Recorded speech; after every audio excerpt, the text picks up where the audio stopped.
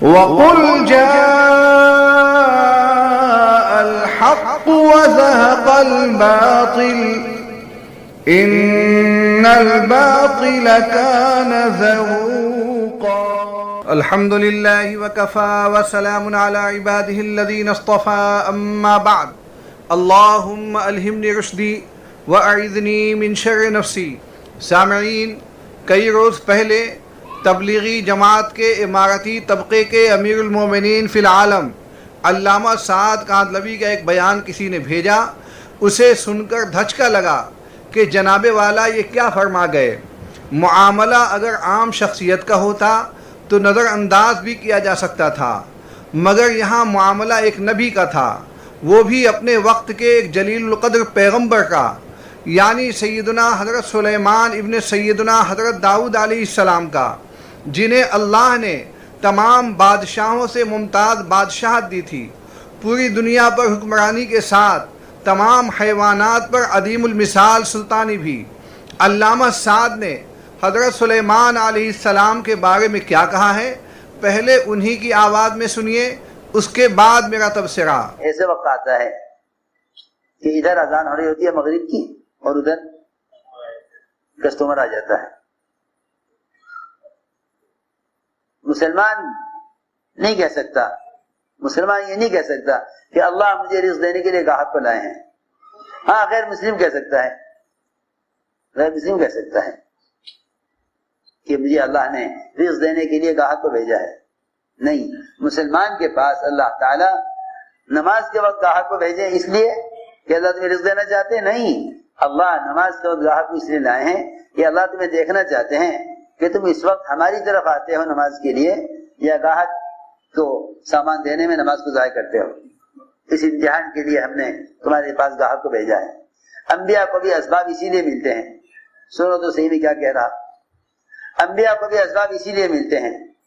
ہماری جو کیا حیثیت ہے، انبیاء کو بھی اسباب اللہ اسی لیے دیتے ہیں. سنو غور سے، انبیاء کو بھی اللہ اسباب اسی لیے دیتے ہیں کہ دیکھنا چاہتے ہیں کہ اس وقت یہ اس سب کی وجہ سے مجھے یاد رکھتے ہیں یا سب کی وجہ سے میرا حکم ضائع ہو جاتا ہے. سوچو تو صحیح، سلیمان علیہ السلام کو ایسے گھوڑے دیے اللہ نے، ایسے گھوڑے نادر و نایاب جو کبھی نہ اس سے پہلے ہے نہ اس کے بعد کبھی ہوئے. ایسے گھوڑے بڑے خوبصورت، ہوا میں اڑتے تھے سوار کو لے کر،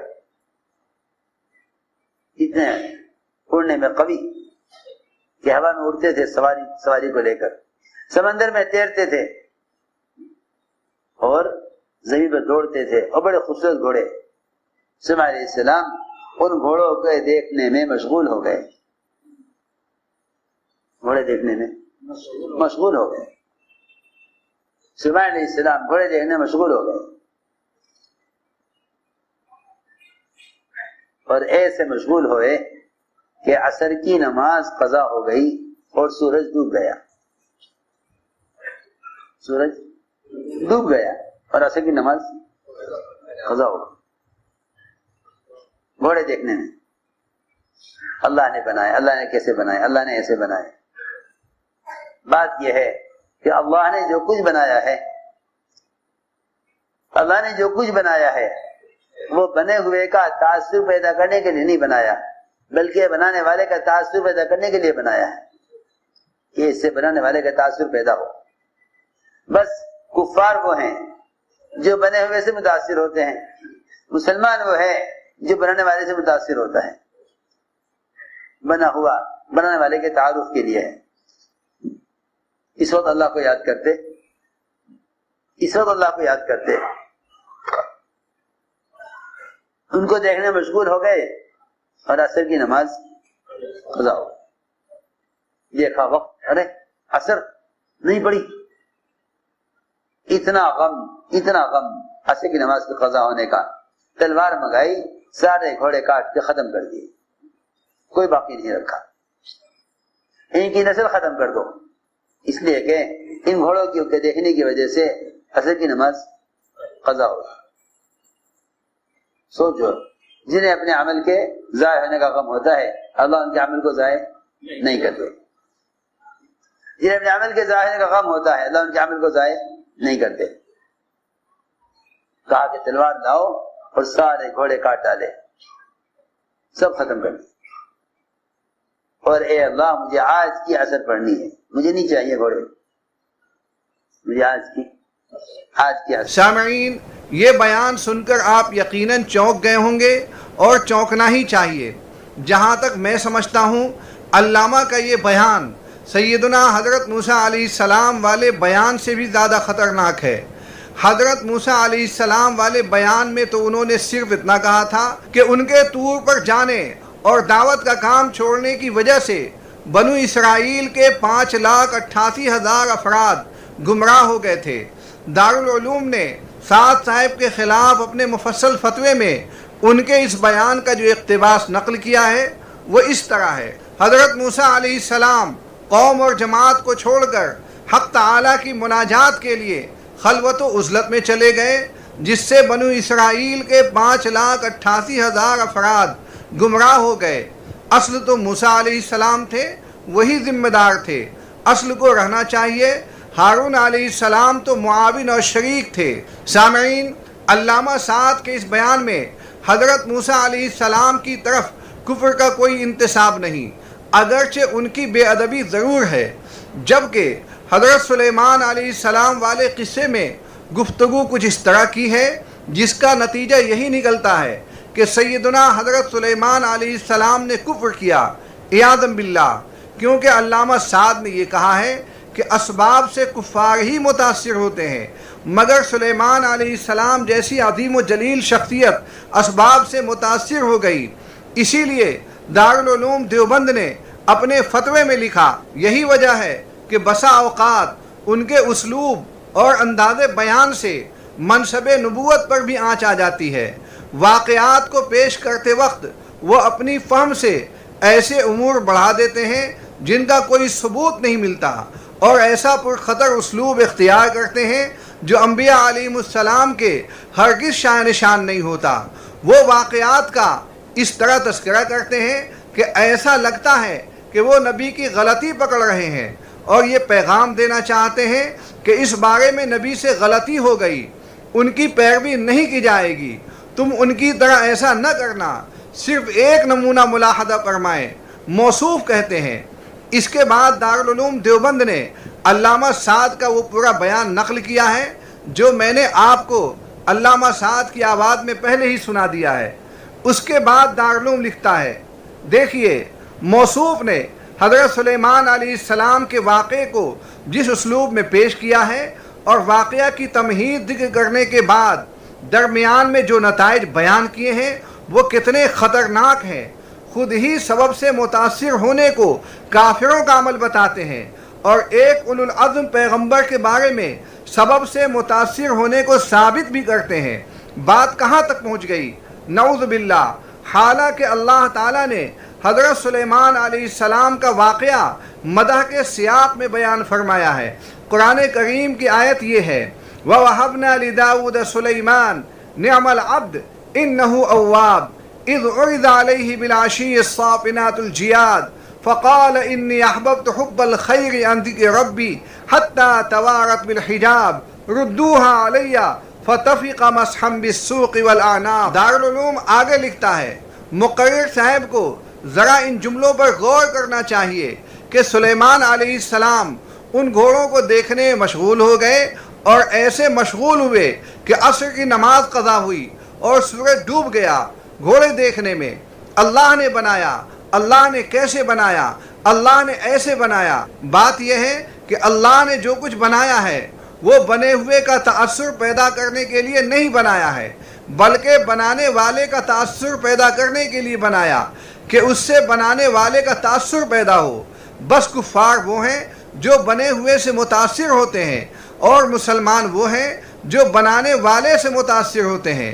بنا ہوا بنانے والے کے تعارف کے لیے ہے.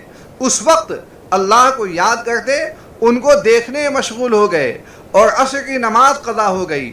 اس کے بعد دارالعلوم لکھتا ہے، یعنی سلیمان علیہ السلام اسباب سے متاثر ہو کر نعوذ باللہ امتحان میں ناکام ہو گئے.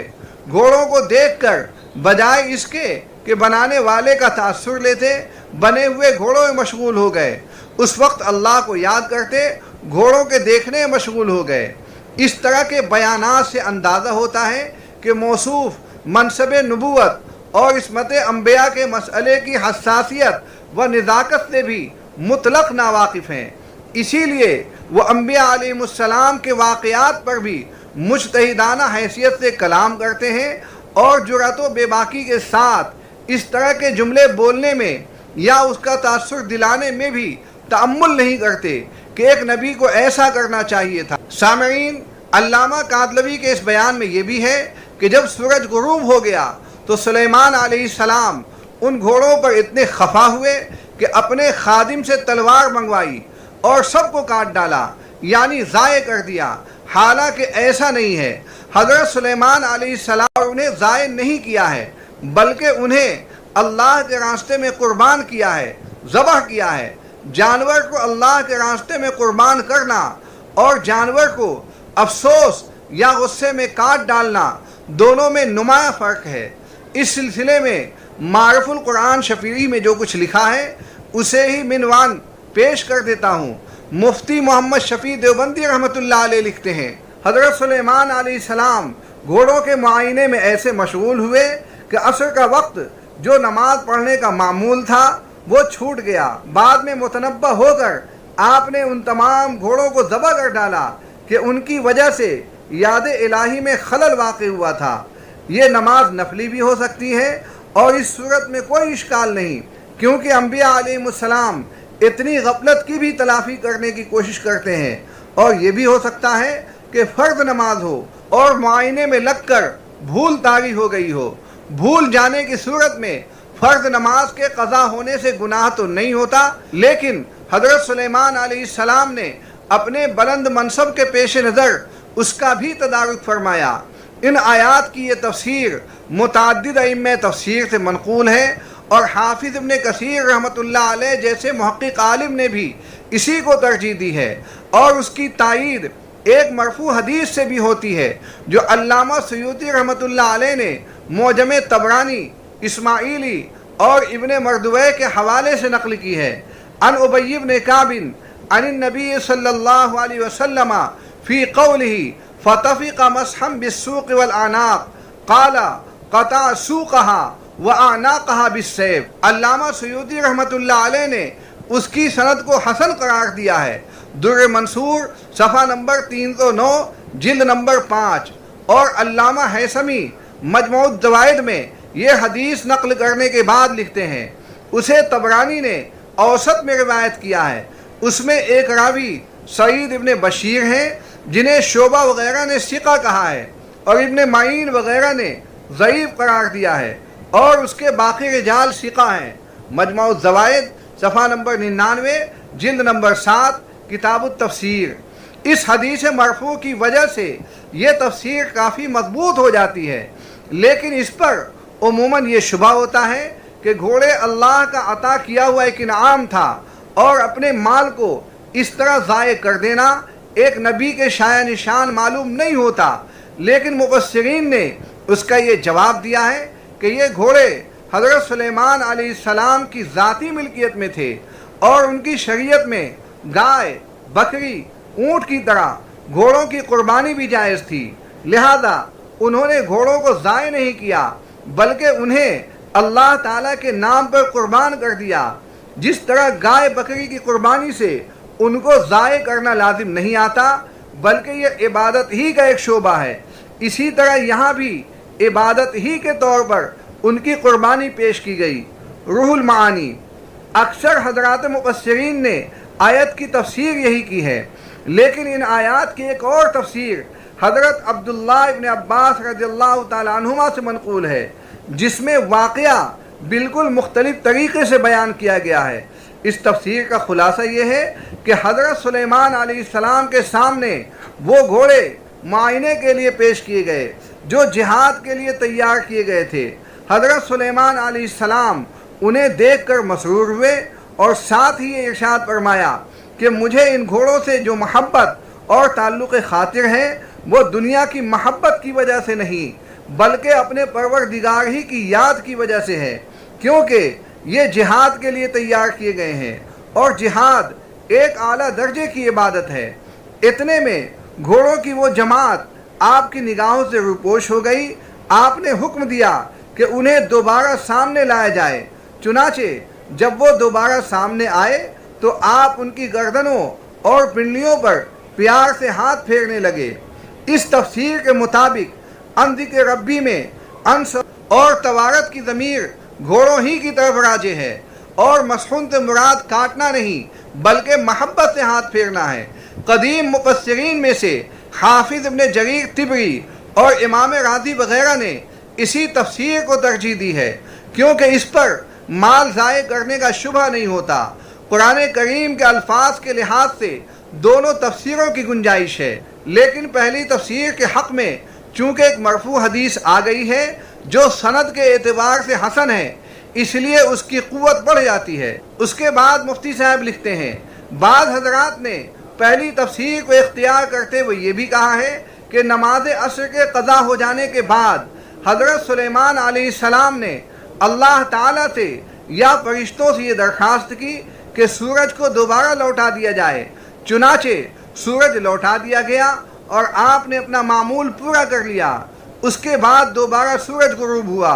یہ حضرات ردوہا کی ضمیر کو سورج کی طرف لوٹاتے ہیں، لیکن محقق مفسرین مثلا علامہ آلوسی وغیرہ نے اس قصے کی تردید کی ہے اور کہا ہے کہ ردوہا کی ضمیر گھوڑوں کی طرف راجع ہے، نہ کہ سورج کی طرف۔ اس لیے نہیں کہ معاذ اللہ سورج کو دوبارہ لوٹا دینا اللہ تعالیٰ کی قدرت میں نہیں، بلکہ اس لیے کہ یہ قصہ قرآن و حدیث کی کسی دلیل سے ثابت نہیں ہے۔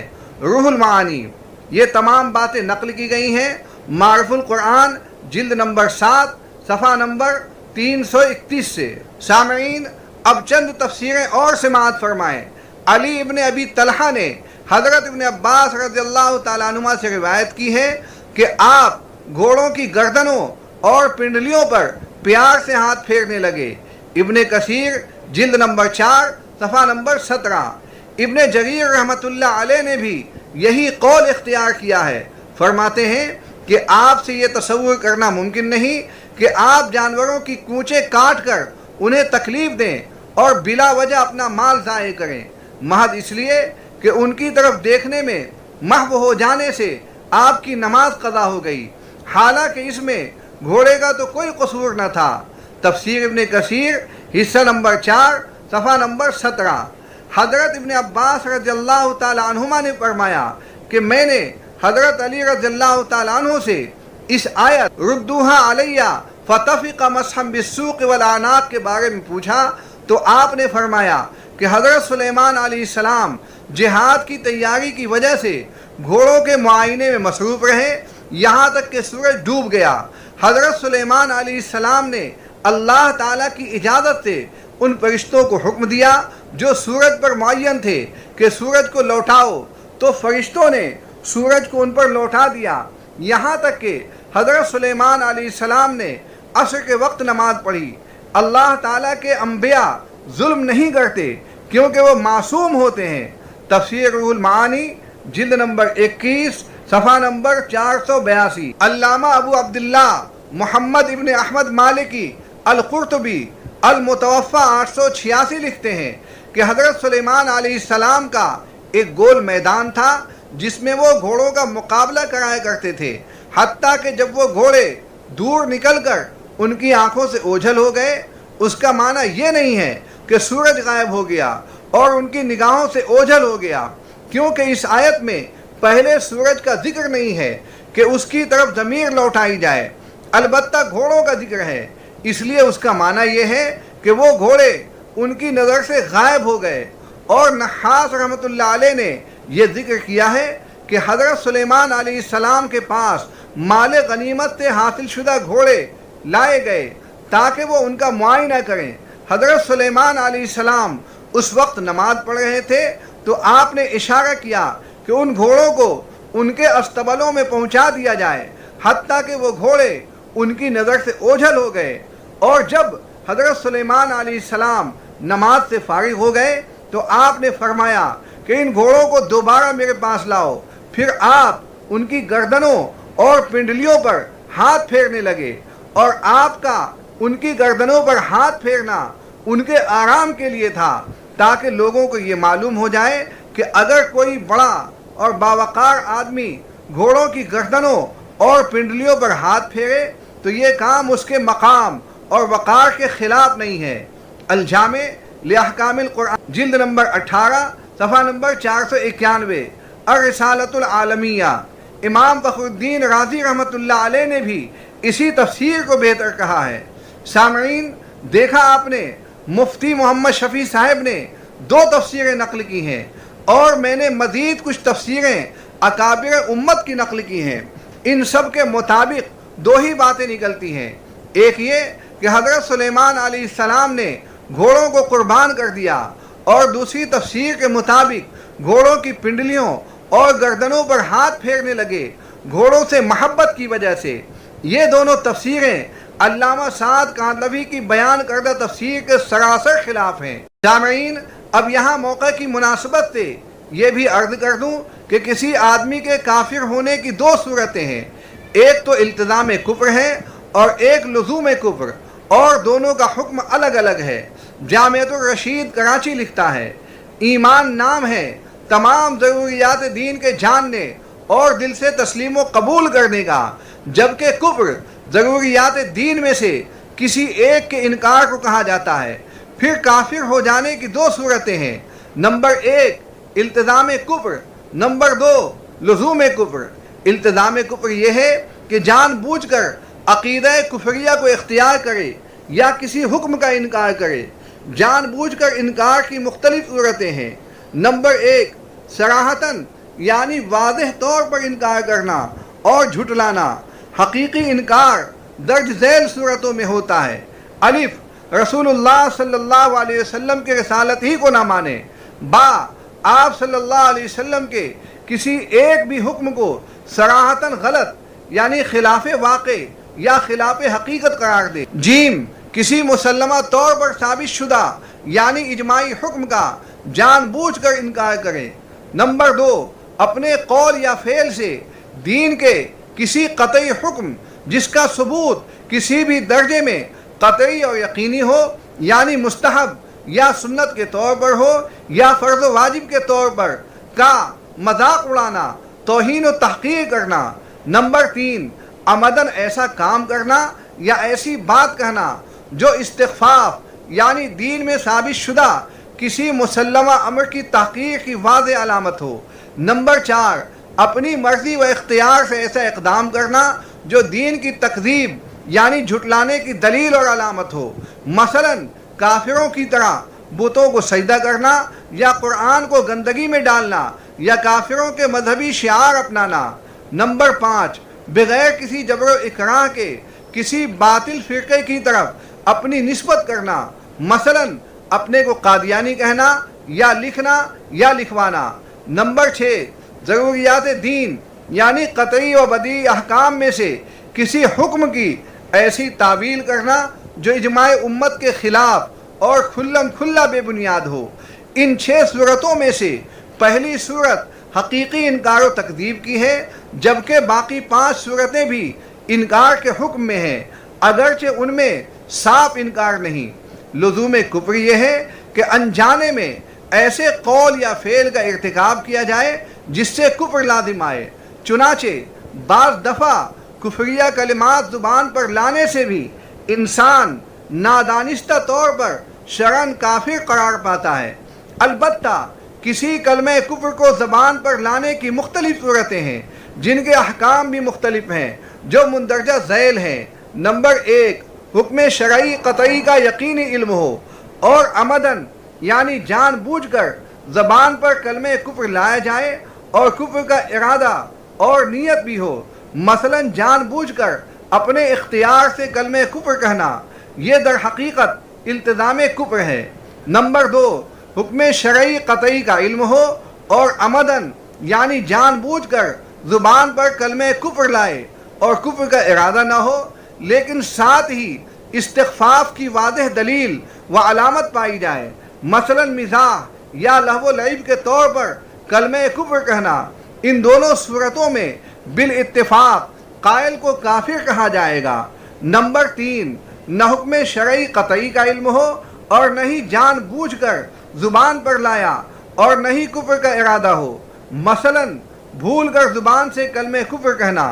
نمبر 4، علم تو تھا لیکن نہ تو جان بوجھ کر زبان پر لایا ہو اور نہ ہی کفر کا قصد و ارادہ ہو، مثلا غلطی سے یا جبراً کسی کلمہ کفر کا زبان پر لانا، ان دونوں صورتوں میں بالاتفاق قائل کو کافر نہیں کہا۔ نمبر 5، جان بوجھ کر زبان پر کلمہ کفر لایا لیکن کلمہ کفر کا یا حکم قطعی شرعی ہونے کا علم نہ ہو اور نہ ہی قصد اور ارادہ کفر ہو، مثلا جہالت کی وجہ سے کلمہ کفر بولنا۔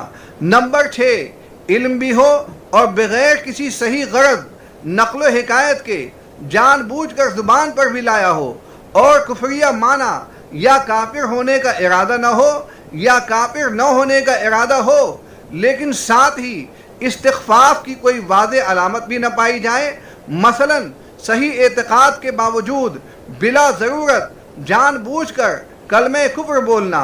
ان آخری دونوں صورتوں میں اختلاف ہے، بعض کے نزدیک قائل کو کافر کہا جائے گا اور بعض کے نزدیک کافر نہیں، اور فتویٰ بھی اسی پر ہے کہ ان صورتوں میں قائل کو کافر تو نہیں کہا جائے گا، البتہ مرتکب کفر ضرور کہا جائے گا۔ لہذا جن صورتوں میں بالاتفاق تکفیر کی گئی ہے ان میں قائل کے لیے تجدید ایمان کے ساتھ تجدید نکاح بھی ضروری ہے، جبکہ جن صورتوں میں تکفیر میں اختلاف ہے ان میں فقط توبہ و استغفار ضروری ہے، البتہ احتیاطاً تجدید ایمان اور نکاح بھی کر لینا چاہیے۔ کیا خبر کفر واقع ہونا درست ہو، اگر تجدید نکاح نہیں کرے گا تو احتیاط پر عمل نہ کرنے کا گناہ ہوگا، لیکن نکاح کو ختم نہیں سمجھا جائے گا۔ سامعین، علامہ کاندھلوی نے اس تقریر میں کچھ اور دعوے بھی کیے ہیں، مثلا سیدنا حضرت سلیمان علیہ السلام کے گھوڑے ایسے تھے کہ نہ ان سے پہلے کبھی ہوئے اور نہ ان کے بعد کبھی ہوئے، اسی طرح سلیمان علیہ السلام نے گھوڑوں کی نسل ہی ختم کر دی وغیرہ۔ یہ تمام کے تمام دعوے محتاج دلیل ہیں۔ اللہ تعالی ہمیں ہر طرح کی گمراہی سے بچائے اور غلو و بدعت سے مکمل حفاظت فرمائے۔ وآخر دعوانا ان الحمد للہ رب العالمین۔